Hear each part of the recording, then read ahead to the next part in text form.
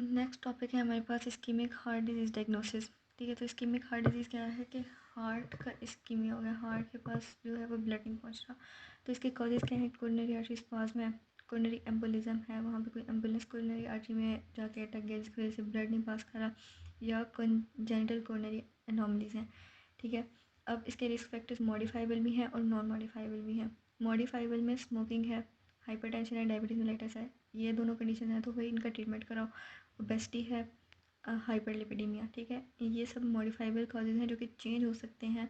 उसके अलावा non modifiable causes हैं, उसमें एज है, मेल में क्योंकि ज़्यादा होता है तो अब अपने जेंडर को तो कुछ नहीं कर सकते, जेंडर पे डिपेंड करता है, ओल्ड एज पे डिपेंड करता है, वो भी नॉन मॉडिफाइबल है। अगर फैमिली हिस्ट्री है तो इसका मतलब है कोई जेनेटिक प्रॉब्लम है, उसको भी मॉडिफाई तो नहीं किया जा सकता, लेकिन हम इसको प्रिवेंट तो फिर भी कर सकते हैं। कुछ कंडीशन होते हैं, मतलब आप अपनी डाइट का ख्याल रखो।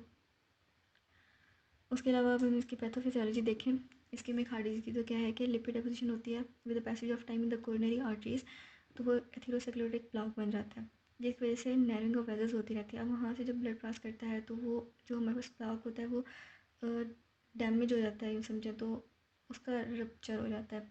कोई भी वहाँ प्रेशर अप्लाई होगा अगर उस साइड पे, तो अब उस प्लाक में से थ्रोम्बस भी बन सकता है और एम्बुलस भी बन सकता है।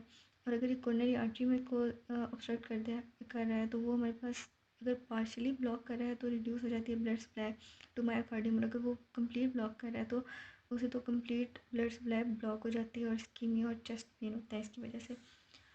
अब अगर हम इसकी क्लासिफिकेशन देखें तो इसमें स्टेबल एंजाइना है, जो कि हमारे पास सिर्फ अगर कोई बहुत ज़्यादा एक्सरसाइज करेंगे, एक्सट्रीम फिजिकल एक्टिविटी करेंगे तो उसमें एंजाइना होगा। चेस्ट में होगी तो स्टेबल एंजाइना है, अनस्टेबल एंजाइना है। ठीक है, स्टेबल एंजाइना हमारे पास रेस्ट वगैरह के साथ ठीक हो जाता है। अनस्टेबल एंजाइना है, उसके बाद एमआई है। ठीक है, साइलेंट इस्कीमिया है, सडन कार्डिक डेथ भी हो सकती है। अब सिम्टम्स इसके क्या आएंगे? चेस्ट पेन होगा, shortness of breath, sweating, nausea, vomiting और फटीग। अब एंजाइनल पेन की लोकेशन पे डिपेंड कर इसमें कुछ चीज़ें देखेंगे। ठीक है, लोकेशन इसकी क्या होती है? अगर एंजाइनल पेन है तो लोकेशन होगी रेट्रोस्टर्नल, बिल्कुल स्टर्नम के पीछे। ड्यूरेशन इसकी 5 से 20 मिनट्स होगी।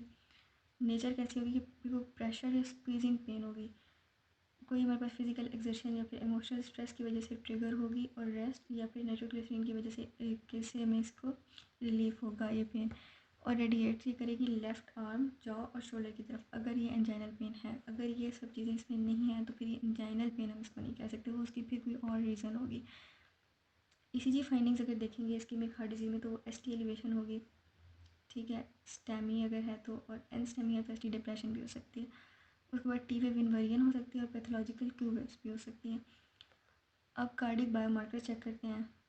कोई भी हमारे पास अगर इस्कीमिक हार्ट डिजीज़ है तो उसमें ट्रोपोनिन आई और टी होंगे ब्लड में, और सी के एम बी भी आएगा सीबीसी में। डायग्नोस्टिक इन्वेस्टिगेशन में हम इलेक्ट्रोकार्डियोग्राम कराते हैं, उसके अलावा ईको कराते हैं, coronary angiography, cardiac enzyme testing ये वाले, उसके अलावा एक्सरसाइज टेस्ट होता है। कॉम्प्लिकेशंस क्या डेवलप हो सकती हैं हार्ट डिजीज़ की वजह से? वो है हार्ट फेलियर है, रिदमियाज है, कार्डियोजेनिक शॉक या सडन कार्डिक डेथ भी हो सकती है। और क्लिनिकल इंपॉर्टेंस क्या है कि इस डायग्नोसिस की, कि अगर अर्ली डायग्नोसिस हो सकता है तो एमआई को प्रिवेंट कर सकता है, कॉम्प्लिकेशंस को रिड्यूस करता है और सर्वाइवल और क्वालिटी ऑफ लाइफ को इम्प्रूव कर देगा। नेक्स्ट टॉपिक है हमारे पास cough and sputum production history. History में पहला स्टेप हमारे पास इंट्रोडक्शन का होता है, इसमें क्या क्या पूछना है वो हमें बताया। उसके बाद प्रेजेंटिंग कंप्लेंट, या तो कफ होगी या स्पूटम प्रोडक्शन, ऑब्वियसली कफ के साथ ही। उसके बाद ऑनसेट पूछता है कि सडन ऑनसेट था या फिर ग्रेजुअल ऑनसेट था कफ का। सडन है तो वो इन्फेक्शन या एस्पिरेशन की वजह से हो सकता है, जो कि ग्रेजुअल था तो वो कोई क्रोनिक लंग डिजीज़ की वजह से होगा। उसके बाद ड्यूरेशन पूछते हैं कफ की, अगर तो वो लेस देन 3 वीक्स है तो फिर वो एक्यूट है, अगर 3 से 8 वीक्स के लिए है तो सब एक्यूट है, और अगर मोर देन 8 वीक्स है तो फिर क्रोनिक है। नेचर ऑफ कफ, इसमें ड्राई कफ है या फिर प्रोडक्टिव कफ है। ड्राई कफ एस्थमा और वायरल डिजीज़ की वजह से होती है, प्रोडक्टिव एयरवे इन्फेक्शन की वजह से। स्पूटम प्रोडक्शन का पूछते हैं कफ के साथ, या तो है या नहीं है, वही ड्राई या प्रोडक्टिव। अगर है तो कितनी अमाउंट में प्रोड्यूस हो रहा है और कितनी उसकी फ्रीक्वेंसी है। कलर ऑफ स्पूटम पूछना है, अगर तो क्लियर वाइट है तो वो वायरल इन्फेक्शन की वजह से होता है। येलो या ग्रीन कलर का है स्पूटम तो बैक्टीरियल इन्फेक्शन की वजह से होगा। रस्ट कलर्ड स्पूटम होगा तो निमोनिया की वजह से, और ब्लड स्टेन्ड होगा तो सीवियर लंग डिजीज़। उसके बाद क्वांटिटी ऑफ स्पूटम में देखें तो वो स्कैंटी, बहुत थोड़ा सा मॉडरेट अमाउंट हो सकती है, बहुत ज़्यादा लार्ज अमाउंट भी हो सकती है स्पूटम की। तो ये डिपेंड करता है कॉज पे कि किस वजह से स्पूटम प्रोडक्शन हो रही है। एसोसिएटेड सिम्टम्स साथ पूछते हैं fever, shortness of breath, chest pain, weight loss, night sweats. इससे हमें रीज़न का पता चल सकता है। जैसे अब वेट लॉस और नाइट स्वेट्स के साथ है तो वो ज़्यादा उसका चांस है कि वो टीबी होगा। उसके बाद अगर हेमोप्टाइसिस है मतलब ब्लड है तो वो टीबी की वजह से, लंग कैंसर या फिर ब्रोंकाइटिस की वजह से। एग्रीवेटिंग फैक्टर और रिलीविंग फैक्टर इसके बाद पूछते हैं कि कौन से ऐसे फैक्टर हैं जिसकी वजह से कफ आपकी ज़्यादा हो रही है, जैसे एक्सरसाइज, कोल्ड, एलर्जेंस या फिर लेटने से। और रिलीविंग फैक्टर्स क्या हैं कि ब्रोंकोडायलेटर्स। अब अगर पेशेंट कहे कि मैं ये वाली मेडिसिन लेता हूँ, ब्रोंकोडायलेटर्स हूँ, तो इसका मतलब है कि पेशेंट को पहले से ही अस्थमा है और उसका ट्रीटमेंट भी उसका चल रहा है। पास्ट मेडिकल हिस्ट्री पूछते हैं, asthma, chronic bronchitis, TB, allergies, ये सब हो सकती हैं कफ के रीज़न उसकी मेडिकल हिस्ट्री में। स्मोकिंग हिस्ट्री अगर होगी तो फिर उसमें चांस होता है कि क्रोनिक ब्रोंकाइटिस या फिर लंग कैंसर डेवलप हो गया जिसकी वजह से ये कफ और स्पूटम वगैरह की प्रोडक्शन हो। उसके बाद ऑक्यूपेशनल एनवायरमेंटल फैक्टर्स होते हैं कुछ, जैसे कि dust, chemicals, air pollution, biomass, smoke, इन सब की वजह से भी कफ हो सकती है। ड्रग हिस्ट्री का पूछना है क्योंकि कुछ ऐसी ड्रग्स होती हैं जिनकी वजह से कफ होती है, जैसे कि एस इनहिबिटर्स। इनका साइड इफ़ेक्ट होता है कि ड्राई कफ होती है इनसे। अब इसकी क्लिनिकल इंपॉर्टेंस क्या है कि अगर हम प्रॉपर हिस्ट्री लेंगे कफ और स्पूटम की, स्पूटम प्रोडक्शन की, तो अंडरलाइंग कॉज हमें पता चलेगा, जिससे हम फिर फर्दर इन्वेस्टिगेशंस कराएंगे जिसमें चेस्ट एक्सरे हो सकता है, स्पूटम एग्जामिनेशन और pulmonary function test. Next topic है patient centred clinical decision making. इसका मतलब है कि पेशेंट के जो इंटरेस्ट वगैरह हैं उसके उस पर कोई एक्स्ट्रा बर्डन भी नहीं डालना, उसकी बात भी अच्छे से सुननी है, प्रॉपर कम्युनिकेशन, इसमें वो सब चीज़ें आ जाती हैं। इसके प्रिंसिपल्स की अगर बात करें तो respect for patient values and beliefs, effective communication, shared decision making, emotional support and patient involvement in care. अब इस्टेब्लिशिंग डॉक्टर पेशेंट रिलेशनशिप। अगर पेशेंट सेंट्रेड क्लिनिकल डिसीजन होगा तो उसमें हमें क्या क्या चीज़ें होंगी। ग्रीटिंग द पेशेंट पोलाइटली, सबसे पहले तो जब पेशेंट आपके पास आएगा तो उसे अच्छे से वेलकम करना है, उससे अच्छे से मिलना है, सलाम दुआ वगैरह करनी है। उसके बाद अपना इंट्रोडक्शन देना है। अब जब वो बात कर रहा होगा, आपको अपनी कंप्लेन वगैरह बता रहा होगा, तो आपने उसके साथ आई कंटेक्ट रखना है, कि भी नहीं करना कि बिल्कुल ही भाई उसकी आंखों में ही देखते रहो हर वक्त। बस ये करना है कि उसे इग्नोर फील ना हो, उसे ये ना लगे कि डॉक्टर साहब तो मेरी बात ही नहीं सुन रहे। अटेंटिवली उसकी बात सुननी है, मतलब जो भी आपको समझाना चाह रहे हैं आपने उसे बताना है कि जी मुझे समझ भी आ रही है, मैं सुन भी रहा हूँ। Understanding patients perspective. अब पेशेंट का क्या नज़रिया है अपनी बीमारी को लेके, डिजीज़ से रिलेटेड अगर उसके कोई कंसर्न्स हैं या फिर कोई ट्रीटमेंट से रिलेटेड उसकी कोई एक्सपेक्टेशंस हैं, ये सब बातें पेशेंट से पूछनी है। Information sharing. अब जो हमने पेशेंट को बातें बतानी है उसको क्लियर और अंडरस्टैंडेबल इंफॉर्मेशन होनी चाहिए। उस इंफॉर्मेशन में डायग्नोसिस होगा, ट्रीटमेंट ऑप्शंस होंगे, रिस्क होंगे, बेनिफिट्स होंगे, आउटकम्स होंगे। अब ये सारी बातें हमें उसे बतानी है, अच्छे से एक्सप्लेन करनी है, इजी लैंग्वेज में एक्सप्लेन करनी है। इससे क्या होगा कि जब अब जो पेशेंट है उसे सारा कुछ पता होगा, डायग्नोसिस के बारे में भी, ट्रीटमेंट ऑप्शंस, रिस्क, आउटकम सब उसे पता होगा, तो इन्फॉर्म डिसीजंस वो बना सकता है, अपने लिए खुद डिसीजन ले सकता है। शेयर डिसीजन मेकिंग है नेक्स्ट स्टेप। इसमें पेशेंट और डॉक्टर दोनों इकट्ठे चॉइसेस को डिस्कस करेंगे। डॉक्टर अपनी मेडिकल नॉलेज यूज़ करेगा और पेशेंट अपनी पर्सनल प्रेफरेंस और वैल्यूज़ के बारे में बताएगा। Respect for patient autonomy. अब इसमें हमने पेशेंट को ऑप्शंस बता दिए ट्रीटमेंट के, उनके रिस्क बता दिए, बेनिफिट्स बता दिए। अब ये पेशेंट का राइट है कि या तो वो एक्सेप्ट करे या फिर रिफ्यूज़ कर दे ट्रीटमेंट को। Consider culture and social factors. अब मेडिकल डिसीजंस जो हमने लेने हैं उनमें हमें कुछ चीज़ों का ख्याल रखना चाहिए, जैसे कल्चरल बिलीव्स। कुछ लोगों के कल्चरल बिलीव्स होते हैं बहुत ज़्यादा पुख्ता होते हैं, उनका ख्याल रखना चाहिए। फाइनेंशियल लिमिटेशंस देखनी चाहिए कि बहुत ज़्यादा अगर कोई गरीब पेशेंट है तो उसे बहुत ज़्यादा महंगी दवाई नहीं देनी चाहिए। फैमिली इन्वॉल्वमेंट होनी चाहिए, मतलब अगर कोई ऐसी कंडीशन है जिसमें लग रहा है जैसे कोई साइकोलॉजिकल इशू चल रहा है पेशेंट का, तो लेकिन पेशेंट से कंसेंट लेने के बाद ही हमने उसकी फैमिली को इन्वॉल्व करना है। सोशल सपोर्ट सिस्टम अच्छी होनी चाहिए। इमोशनल सपोर्ट और एम्पैथी शो करनी चाहिए पेशेंट के लिए, एक्नॉलेज करना चाहिए पेशेंट के फियर, एंग्जाइटी और स्ट्रेस को, ताकि जिस पे साइकोलॉजिकल स्ट्रेस है या एंग्जाइटी है वो ख़त्म हो। क्लियर कम्युनिकेशन में चाहिए simple, non technical, easy to understand language use करनी चाहिए, ताकि अगर हमारे पास कोई लेमन भी बैठा है तो उसे भी हमारी बात समझ आए। Follow up, monitor treatment response. अब जो हमने इसे ट्रीटमेंट दिया था उसका रिस्पॉन्स मॉनिटर करने के लिए फॉलोअप तो करना है, और फिर जो भी उसका रिज़ल्ट आया है उसके अकॉर्डिंग मैनेजमेंट करनी है। Benefits of patient centred decision making. अभी जो पेशेंट सेंटर्ड डिसीजन मेकिंग थी जिसमें पेशेंट को पूरा इन्वॉल्व किया था डिसीजन लेने में, तो उसका बेनिफिट क्या होगा कि ट्रीटमेंट एडहेरेंस इम्प्रूव होगी। पेशेंट को ये फील होगा कि वो खुद भी इसमें इन्वॉल्व था, तो उसे एडहेरेंस वो इससे शो करेगा। इसके अलावा पेशेंट सेटिस्फाइड रहेंगे, क्योंकि उन्हें ये नहीं लगेगा कि हमें तो किसी बात का पता नहीं है, उन्हें ये होगा कि हम खुद इन्वॉल्व थे डिसीजन लेने में। उसके अलावा रिड्यूस होंगे मेडिकल एरर्स, क्योंकि अच्छे से हर एक बात को डिस्कस किया हुआ होगा। डॉक्टर और पेशेंट की बात, जो पेशेंट समझते नहीं है डॉक्टर की बात, वो एरर्स कम होंगे। Strong doctor patient relationship develop होगा। इसके बाद जी नेक्स्ट टॉपिक है हमारे पास evidence based management for common primary care conditions. इसका क्या मतलब है? एविडेंस बेस्ड मैनेजमेंट इंटीग्रेट करना है हमने रिसर्च एविडेंस को, क्लिनिकल एक्सपर्टीज़ को और पेशेंट वैल्यूज़ को, ताकि हेल्थ केयर डिसीजंस बनाए। अब पेशेंट, इसमें कुछ स्टेप्स हम फॉलो करेंगे। पहला स्टेप है कि पेशेंट की असेसमेंट करनी है। उसमें क्या करेंगे कि पेशेंट से हिस्ट्री लेंगे, सारे स्टेप्स जो हमने हिस्ट्री के पढ़े हैं वो सारे फॉलो करेंगे इसमें। नेक्स्ट स्टेप में आइडेंटिफाई क्लिनिकल प्रॉब्लम क्या है, मेन डिजीज़ या मेन कंप्लेन क्या है। हमने यहाँ पे प्राइमरी केयर कंडीशंस पढ़नी थी। प्राइमरी केयर कंडीशंस देखें तो उसमें है hypertension, diabetes mellitus, PIT disorders हैं, ये रेस्पिरेटरी इन्फेक्शन, जो कि बहुत कॉमन कंडीशंस हैं। अब इसका क्लिनिकल क्वेश्चन फॉर्मुलेट करना होता है थर्ड स्टेप में। इसके लिए PICO फॉर्मेट यूज़ करते हैं, जिसमें P से है पेशेंट का प्रॉब्लम, I से है इंटरवेंशन, C से है कंपैरिजन और O से है आउटकम। इसे क्या होता है कि research for relevant research evidence. अब हमने जो जो भी हमें चीज़ चाहिए उससे रिलेटेड जो भी इंफॉर्मेशन है उसको सर्च करने के लिए ये काम आता है, ये जो फॉर्मेट है। अब searching for best evidence, sources of medical evidence should include. अब जो भी हम मेडिकल एविडेंस लेंगे उसमें क्लिनिकल गाइडलाइंस होनी चाहिए, इसमें मेडिकल जर्नल्स हो सकते हैं, कोई सिस्टमेटिक रिव्यूज़ हो सकते हैं, या फिर रेंडमाइज कंट्रोल ट्रायल्स हो सकते हैं। इसके लिए जो ट्रस्टेड सोर्सेज हैं वो WHO है, national institute for health and care excellence guidelines हैं। इनसे जो हमें इंफॉर्मेशन मिलेगी वो ट्रस्टेड होगी, ये ट्रस्टेड स्रोत है, वर्ल्ड वाइड इनको एक्सेप्ट किया जाता है। Critical appraisal of evidence. अब whether evidence is valid, reliable, applicable to patient.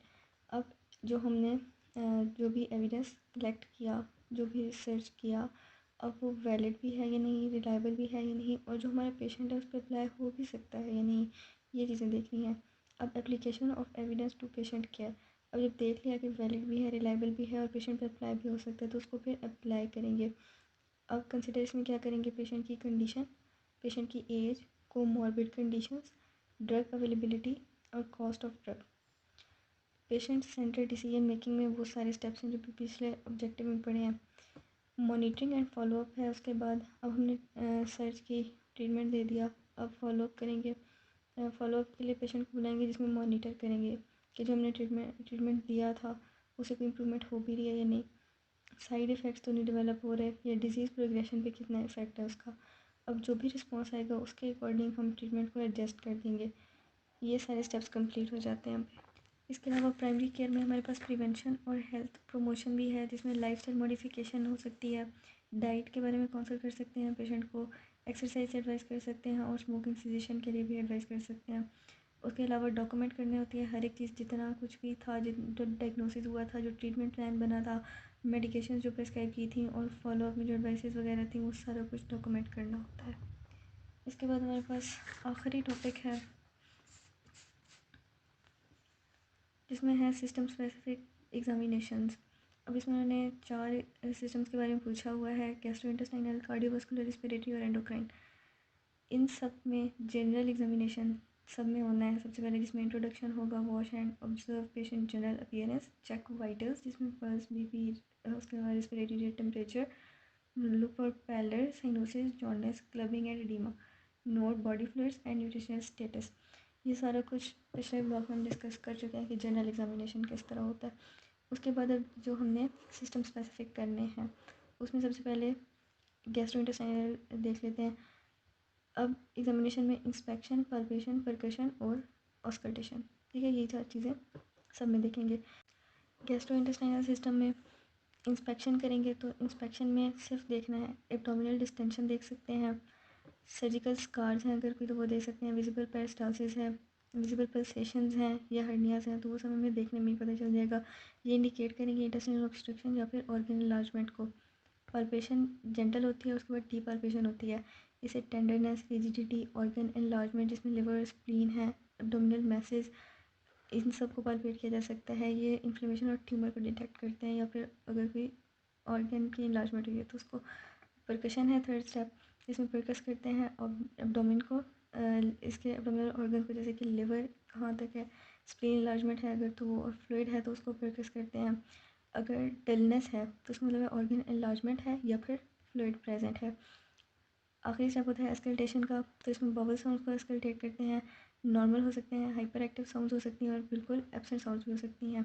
अब नॉर्मल साउंड्स का ये मतलब हो सकता है कि कोई इंटेस्टाइनल ऑब्स्ट्रक्शन है या फिर आईएस है।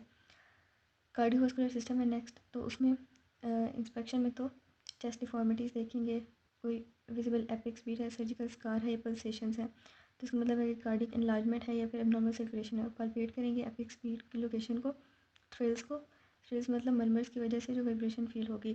पेरिस्टर्नल heave, abnormal finding suggest valvular disease और कार्डियोमेगैली। परकस करेंगे तो ये इससे हमें कार्डिक बॉर्डर्स एस्टिमेट हो जाएंगे, तो अगर कार्डिक एनलार्जमेंट होगी तो पता चल जाएगी। अस्कल्टेशन के लिए 4 एरियाज होते हैं, एरोटिक, पल्मोनरी, माइट्रल और ट्राइकस्पिड। इसमें एवेलुएट करते हैं हार्ट साउंड्स को, उसके अलावा एक्स्ट्रा साउंड जैसे कि STS4 या फिर मर्मर्स को, और ये वेलपुलर हार्ट डिजीज़ को डायग्नोस करने में मदद करते हैं। थर्ड सिस्टम है हमारे पास रिस्पिरेटरी सिस्टम। इसमें इंस्पेक्शन में देखेंगे चेस्ट शेप को, रिस्पिरेटरी रेट को, अगर पेशेंट एक्सेसरी मसल्स यूज़ करे फॉर रिस्पिरेशन तो वो, और चेस्ट सिमेट्री को। एबनॉर्मल फाइंडिंग्स जो है वो इंडिकेट करेंगे कि कोई रिस्पिरेटरी डिस्ट्रेस है। पाल्पेशन में असेस करेंगे चेस्ट एक्सपेंशन, उसके अलावा ट्रिकिया की पोजीशन और टेक्टाइल वोकल फ्रेमिटस। अगर तो रिड्यूस्ड एक्सपेंशन है चेस्ट की तो मतलब कोई लंग डिजीज़ है। अब जो परकस करेंगे चेस्ट पे तो वो करते हैं टू डिटेक्ट रेजोनेट साउंड। अगर रेजोनेट है तो नॉर्मल है, अगर डल साउंड है परकस पे तो इसका मतलब है कंसोलिडेशन हुई है, और हाइपर रेजोनेंस तब होगी जब निमोथोरेक्स होगा। अस्कल्टेशन में ब्रेथ साउंड्स अस्कल्टेट करेंगे, वेसिकुलर ब्रीदिंग है, ब्रोंकियल ब्रीदिंग है, क्रैकल्स या फिर वीजेस तो नहीं है, have diagnosed disease such as pneumonia and asthma. Fourth one था एंडोक्राइन, तो इसमें जो हमारे पास मेन होता है, जो हमें बहुत कॉमन मिलता है, वो थायराइड इनलार्जमेंट होती है। तो नेक की स्वेलिंग देखेंगे, थायराइड इनलार्जमेंट, कोई ट्रेमर्स हैं, वेट चेंजेस हैं, स्किन चेंजेस, कोई भी एंडोक्राइन सिस्टम से रिलेटेड में suggest thyroid disorders. palpate thyroid gland to check the size, consistency, nodule and tenderness. अब अगर इनलार्जमेंट है तो इसका मतलब है कि ग्वाइटर है या फिर कोई थायराइड डिजीज़ है। उसके अलावा एसोसिएटेड सिम्टम्स पूछेंगे, चेक फॉर अर्ली साइन जैसे कि एक्सोथर्मस, टैकीकार्डिया, हीट इंटॉलरेंस, स्वेटिंग। ये सारे हमारे पास थायराइड हार्मोन के इम्बैलेंस की वजह से हैं। लेकिन एंडोक्राइन सिस्टम में सिर्फ थायराइड तो नहीं है, तो अगर हम कुछ बेसिक हार्मोन्स की बात कर लें तो इसमें पिट्यूटरी ग्लैंड से स्टार्ट करें तो मेन हमारे पास ग्लैंड पिट्यूटरी ग्लैंड, जिससे मेन हार्मोन्स जो होते हैं वो रिलीज़ होते हैं। उसमें हमारे पास हैं growth hormone, ACTH, TSH, LH, FSH, prolactin, ये सारे हार्मोन जो पिट्यूटरी ग्लैंड से रिलीज़ होते हैं। इनका मेजर फंक्शन होता है कि बाकी जो एंडोक्राइन ग्लैंड्स होते हैं उनको कंट्रोल करते हैं। और इनमें जो कॉमन डिजीज़ हो सकती हैं वो एक्रोमेगली और पिट्यूटरी एडिनोमा हो सकता है। इसमें जो क्लिनिकल साइंस होंगे वो ये डेवलप होंगे, ये PDF जो दिया उसमें भी होंगे। जो मेन है वो लार्ज हैंडेड फीट होंगे और पिट्यूटरी एडिनोमा की वजह से हेडेक या विजुअल फील्ड इफेक्ट्स हो सकते हैं। नेक्स्ट इंपॉर्टेंट है हमारे पास थायराइड, इससे T3 और T4 और कैल्सिटोनिन रिलीज होते हैं, रेगुलेट करते हैं मेटाबॉलिज्म को। ज़्यादा होगा तो हाइपरथायराइडिज्म या फिर हाइपोथायराइडिज्म हो सकता है। हाइपरथायराइडिज्म में वेट लॉस, हीट इंटॉलरेंस, और हाइपो में वेट गेन और cold intolerance, dry skin, fatigue. Parathyroid PTH release होगा, कैल्शियम रेगुलेशन में काम आएगा। और हाइपर पैराथायराइडिज्म इसकी कॉमन डिजीज़ है जिसमें bone pen, kidney stone, muscle weakness होगी। एड्रीनल है, उसके बाद इससे जो हार्मोन्स रिलीज़ होंगे वो है cortisol, aldosterone, adrenaline. Major function है इनका स्ट्रेस रिस्पॉन्स और blood pressure control. Common disease जो इसमें हो सकते हैं वो कुशिंग सिंड्रोम है और एडिसन डिजीज़। कुशिंग सिंड्रोम में मूड फेस सेंट्रल वेस्टी और एडिसन डिजीज़ में हाइपर पिगमेंटेशन और हाइपोटेंशन। कुशिंग में सर में हाइपरटेंशन भी इंपॉर्टेंट सिम्टम है। पेंक्रियाज हैं, पेंक्रियाज के आइसलेट से इंसुलिन और ग्लूकागॉन रिलीज होगा, ब्लड ग्लूकोज रेगुलेशन में काम आएगा। और common disease, most common disease diabetes mellitus, polyuria, polydipsia, polyphagia, weight loss, fatigue होगा। पाइनियल ग्लैंड है, मेलाटोनिन रिलीज़ होगा जो कि स्लीप साइकिल रेगुलेशन में काम आता है। अब इसमें जो कॉमन डिजीज़ है वो पाइनियल ट्यूमर हो सकता है जिसकी वजह से स्लीप डिस्टर्बेंसेस होगी, हेडेक होगा, अर्ली प्यूबर्टी होगी इन चिल्ड्रन। हाइपोथैलेमस है, ठीक है, उसमें रिलीजिंग और इनहिबिटिंग हार्मोन्स रिलीज़ होते हैं जो कि कंट्रोल करते हैं पिट्यूटरी ग्लैंड को। इन सारे हार्मोन्स के रिलीजिंग या इनहिबिटरी हार्मोन्स रिलीज़ होते हैं हाइपोथैलेमस से, पिट्यूटरी ग्लैंड को ये कंट्रोल करेंगे। अब ये हाइपोथैलेमिक डिसफंक्शन इसका कॉमन डिजीज़ है जिससे हार्मोनल इम्बैलेंस हो जाएगी, सारे के सारे हार्मोन्स इम्बैलेंस हो जाएंगे। टेस्टिस से टेस्टोस्टेरोन रिलीज होगा जो कि मेल रिप्रोडक्टिव फंक्शन को रेगुलेट करेगा। हाइपोगोनेडिज्म इसकी कॉमन डिजीज़ है जिसमें रिड्यूस बॉडी हेयर होगा, इनफर्टिलिटी और मसल लॉस। ओवरी से एस्ट्रोजन और प्रोजेस्टेरोन रिलीज होंगे, फीमेल रिप्रोडक्टिव फंक्शन है इनका। कॉमन डिजीज़ इसमें पीसीओज है, पॉलीसिस्टिक ओवरी सिंड्रोम, जिसकी वजह से इरेगुलर मेंस्ट्रुएशन, इनफर्टिलिटी और मसल लॉस होगा। थाइमस, इससे हमारे पास हार्मोन में रिलीज होता है थाइमोसिन जो कि टी सेल मैच्योरेशन में काम आता है। और इसमें कॉमन हमारे पास डिजीज़ है माइस्थीनिया ग्रेविस जिसमें मसल वीकनेस होगी, ptosis, diplopia, fatigue worsening with activity.